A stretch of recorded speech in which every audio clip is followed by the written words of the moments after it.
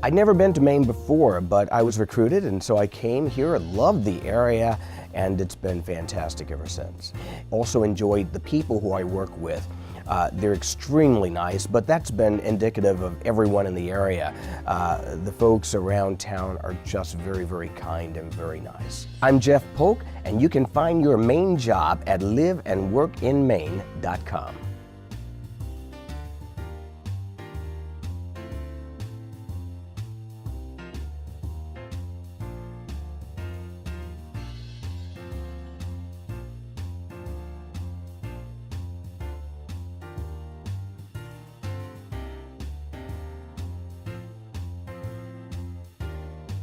Meet the newest member of the MaineLife team.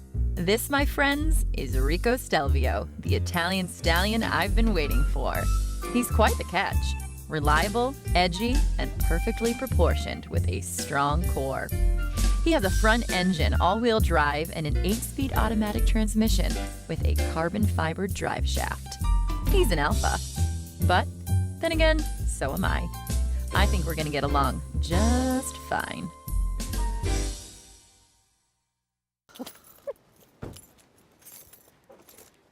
Still like glued to my I don't know if you wanted your reaction of the view and all that. I've been here before. Oh. But yes, it's a beautiful. Wait, ready? Wow! Oh my gosh! It's so pretty. Never been, like I was never married here. No, I've never been here. Oh, that is really pretty though. It's Shawnee You Peak. can, oh, Yeah. that's Shawnee? That's Shawnee. So and then remember the wedding? They lit up the lights. Shawnee Peak turned on all their lights for us on our That's wedding so night. nice.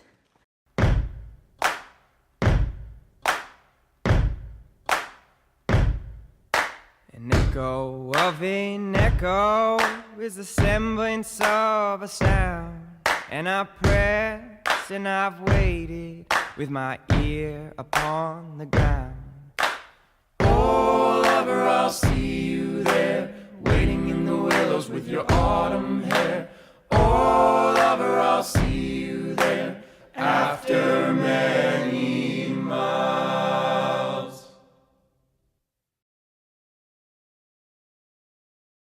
Hello.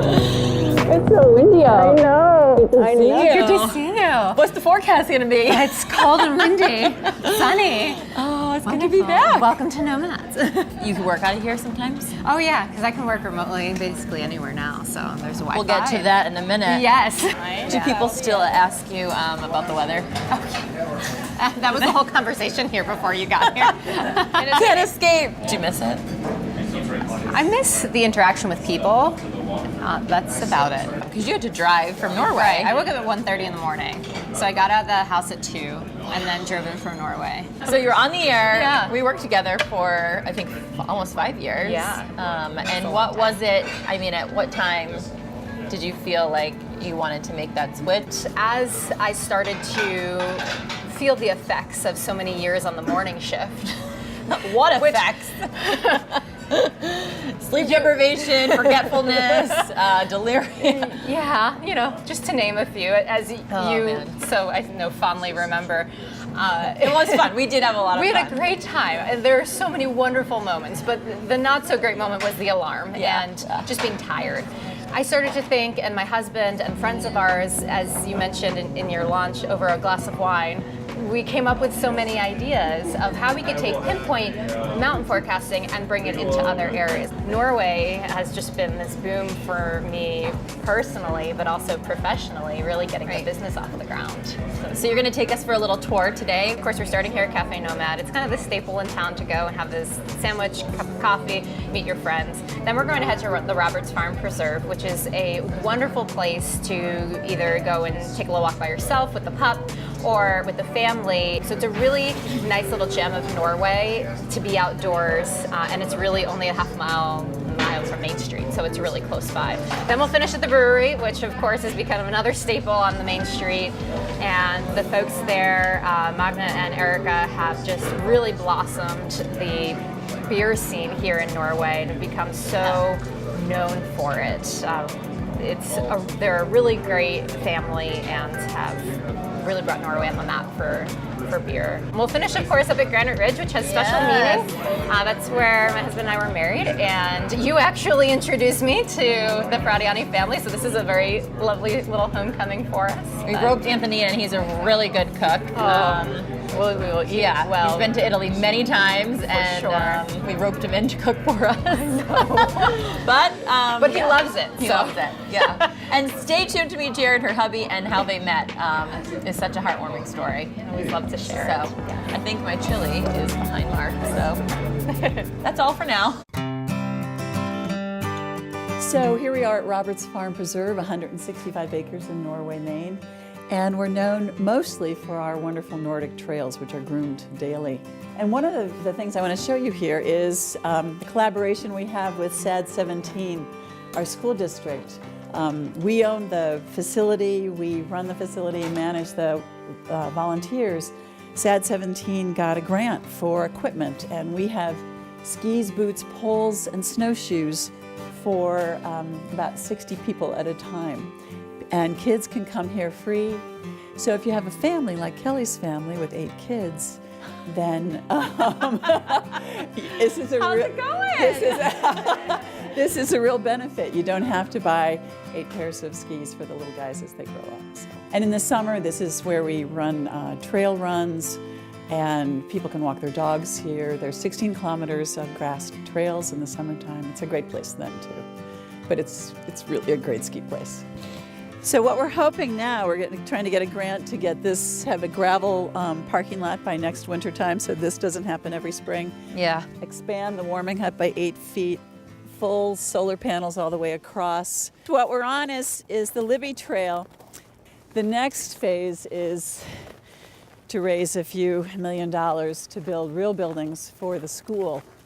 The school kids that are here are in portable classrooms and porta-johns year-round.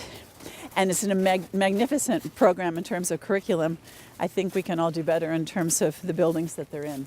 So here we are at gorgeous Norway Lake, or Lake Pennsawassie. And it's a beautiful overlook to when we look down the reach of the lake, we see Noise Mountain on the right and Patch Mountain on the left.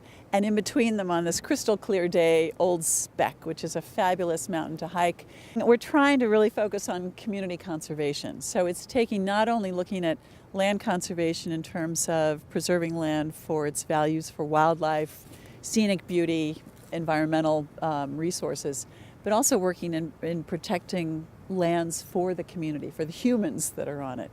We need safe places to be able to walk and run and ride bikes. When your family comes to visit from the city, are they like, whoa, nature? They really don't know what to do with themselves. We had so many people who came up for the wedding, and it was Columbus Day weekend, it was fall foliage peak, and amazing. We had 100 people that drove up from New Jersey, and I can't tell you how many were like, we don't have this. Where are we? You know, this is a gem. No one wanted to leave. And you can work here. Yeah, and I'm like, well, this is my life. This is, and the way it should be. And I always say, I live in vacation. Your vacation land is my home. Right. And it's like so that. amazing. So if we come back in the summer, what can we expect? You can expect runners out here. You can expect a lot of students. SAD 17's running their summer school out here. So you'll have kids doing all sorts of environmental things. They'll be gardening at the farmstead area. They'll be doing some runs and some walks. Just in time to get thirsty for a beer And head out to the microbrew. Well, Supporting others. This winter we were a feeder system for Norway Brewing Company and Cafe Nomads, so it was a really good thing. Great. Well, that's our next stop. There you go.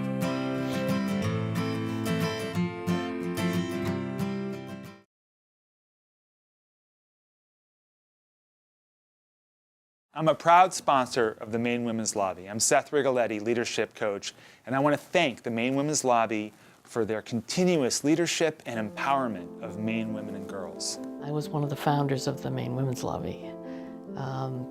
Back in when we all went to, the delegation went to the National Women's Conference, people got energized, trying to figure out what we could do to make lives better for women in Maine. But I brought back the concept here, and one day when we got together after the conference to figure out what we might do, we got together in Janet Mills' apartment in Portland, and sitting around, we said, well, you know, we could do that here. When I first started working in the battered women's movement, I wanted to do that work, and I did it for 36 years until we made an end to violence against women in the home. I no longer believe that's possible in my lifetime, but I know that we're in a different place than we were when I started that work. And I think, you know, again, it moves slow, steady. Persistent people win in the end. May not win everything, but win some stuff in the end.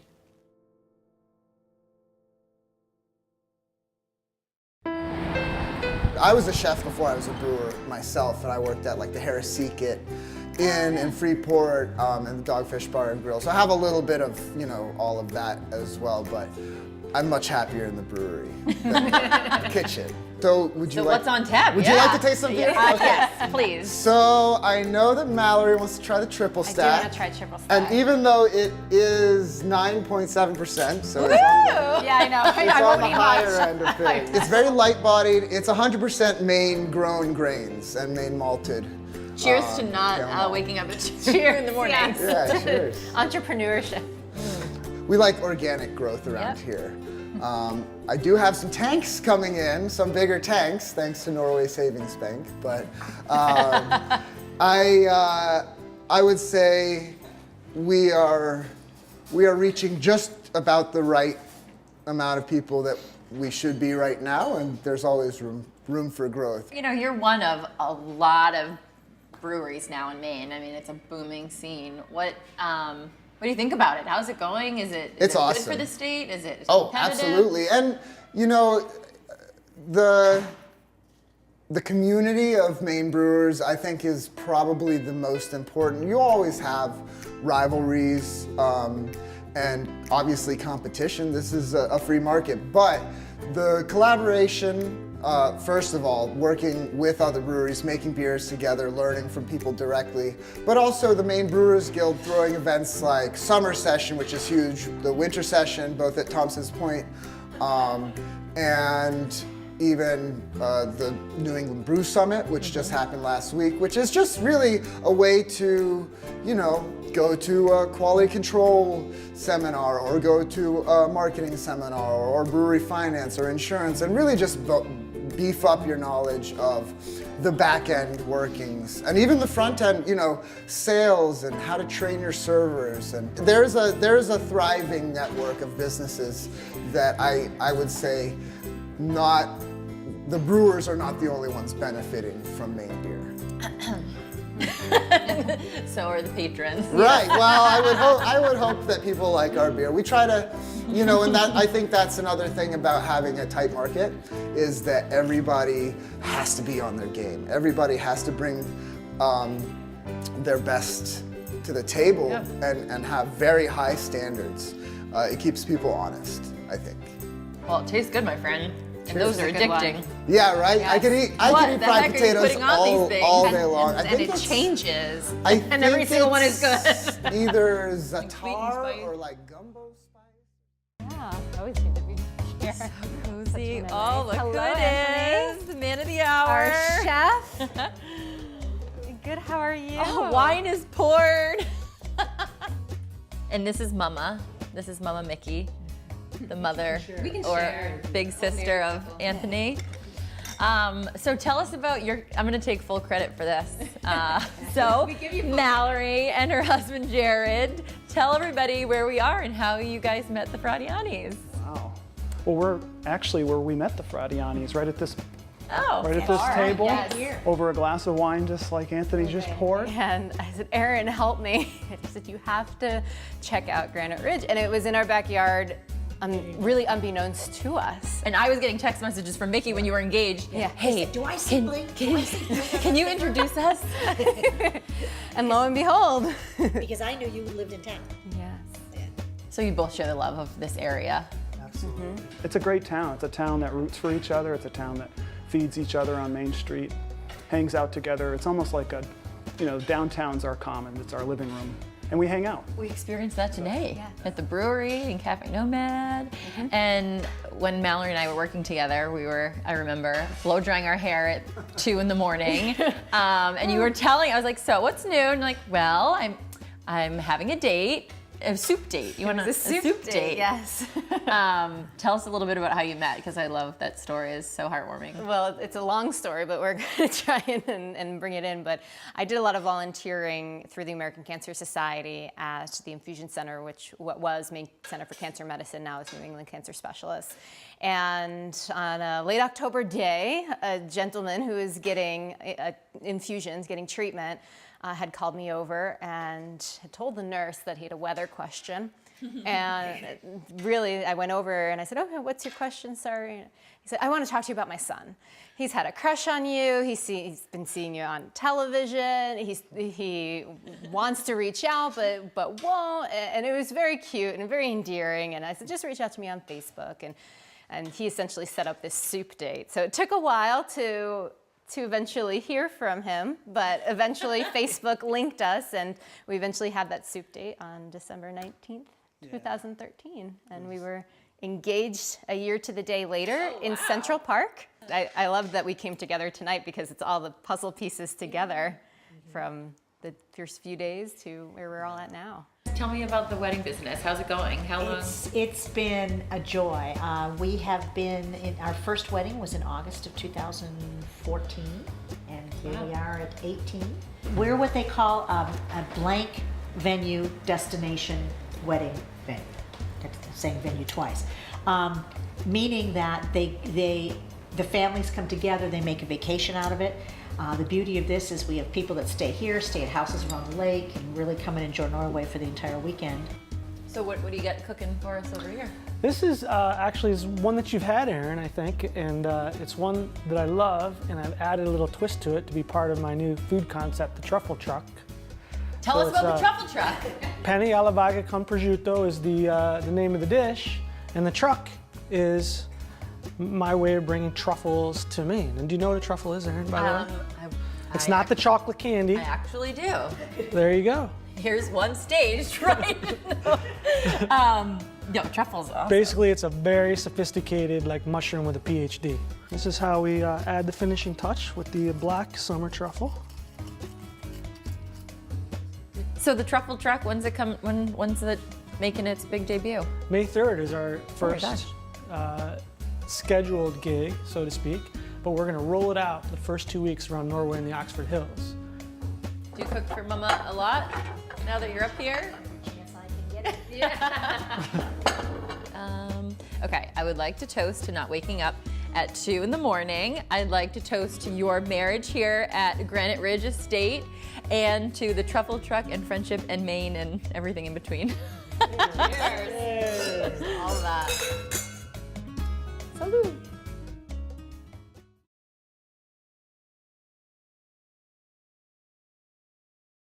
Hey guys, we are here at Maine Studios. Erin can't be with us, she's up in Norway. We are here for an unbelievable cause. I'm in my bean boots and my bow tie, and we're raising money at the Bean Boots and Bow Ties fundraiser for Teens to Trails. It's an unbelievable event. It's even a more important organization. Teens for Trails gets our youth outdoors, which is so impactful for their development.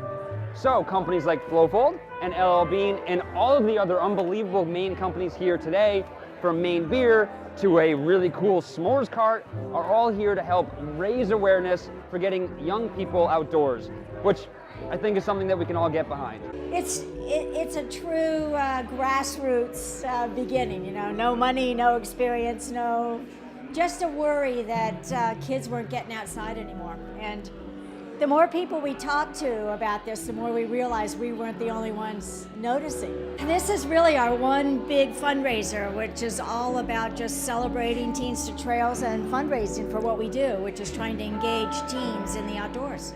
Started all volunteer, and probably for the first 7 years it was like that, you know, and gradually we've built up enough backing from different groups to be able to hire at least a part-time staff and have an office, and you know, we continue to kind of grow slowly. For us it seems like yesterday, and I think that It's brought together a really special group, a lot of folks that are here tonight. You look around the room at a board meeting and think, these people would never ever all be together in one place except for Teens to Trails. And we know the cool thing about Iron Clubs is you really just have to get kids outside. They're gonna love it. Right. But they've not done it, you know, so it's not part of their world. So we just want to open their world, let them discover on their own and take it from there. 300 last chance. Thank you guys. Give her a big round of applause. Bidder number 162. I'm Craig Dilger. I'm the owner and brewer here at Foulmouthed Brewing. We are a brew pub in the Knightville neighborhood of South Portland, Maine, right at 15 Ocean Street, really like at the foot of the Casco Bay Bridge. We focus quite a bit on food that's really sourced locally and made from scratch. We have people coming in for some of the really creative sandwiches that our chef has been making. He's got a jalapeno popper grilled cheese that I think is coming back on the menu. So it's like a grilled cheese sandwich with the makings of a jalapeno popper on the inside. It's really delicious and lightly spicy, and just creative choices amassed from inspirations around cuisine globally. Our friend Quincy Hensel was recently quoted in Bloomberg Business Week. I got a text from our mutual friend Anthony, who sent it to me, and a big time, right? So tell us about Bloomberg Business Week and what the article is about and exactly what you said. Sure, yeah. So Bloomberg and actually a lot of national media outlets have been covering the low unemployment rate, and specifically in Portland. So Bloomberg's article, they were looking at Portland, Maine. We have the lowest unemployment rate I think we've experienced. I don't know if it's in the history, but as long as they have been recording the unemployment rate, we're at about... As long as Dana has been... That was me. Just kidding. She said it. I didn't. Yeah, but it's hovering around 1.7, 1.8. It is. Portland's about 1.7%, and Bloomberg was interested on what that means for employers and what the impact has been and what employers are doing to try to work with that low unemployment rate. Well, you got unemployment down, you've got the demographic issue that we all know so well that she just pointed out and made very personal to me. But you also have the whole issue of population flat, and it has been flat for some time, demographics being what they are, and knowing that we're competing with other places in the world. And most of us have, most states have a similar problem, aren't you? Right. Yeah, I think that's absolutely true, that this is not a Maine-centric problem.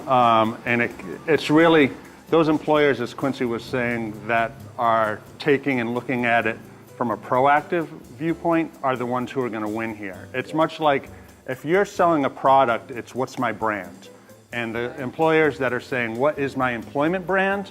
And really thinking about that thoughtfully are the ones who are going to be able to negate some of these kind of ongoing problems. Your role in this economy has to be incredible, Dave. It's very interesting in the recruiting world right now, whether it's through a firm such as ProSearch like ours, or whether it's a talent acquisition team within a company such as Wex or LL Bean or Dead River or whatnot. It's a hard task right now because it is competitive, and it just can't be, we can't pay Boston wages, or we can't play, X number of wages. What are we going to do? You have to look at all the factors and really shine a light on the positive, and that's what those who are going to win are going to be able to do. So it's the quality of life. It's the breweries in Maine. All of it adds up.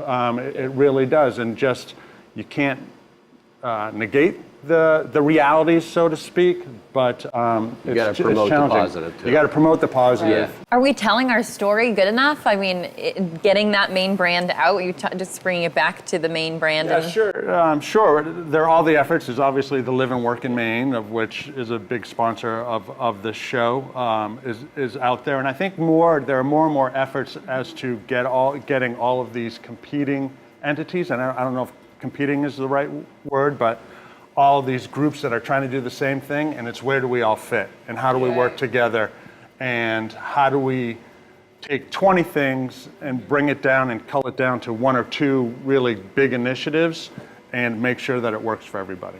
So to wrap it up, what advice if an employer was watching and they were feeling kind of this stress? Be thoughtful, be proactive, be flexible, and do the right thing. Good advice. Cheers to that. Cheers to that and all the good work you do.